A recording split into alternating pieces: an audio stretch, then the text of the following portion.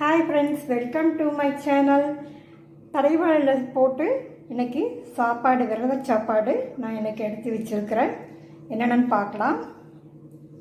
பழம், உப்பு, மாங்காய் ஊறுகாய், கேசரி வந்து நான் கலர் போடாமல் இதில் வந்து கேரட் ஜூஸுமே பால் ஆட் பண்ணி கேசரி பண்ணியிருக்கிறேன்.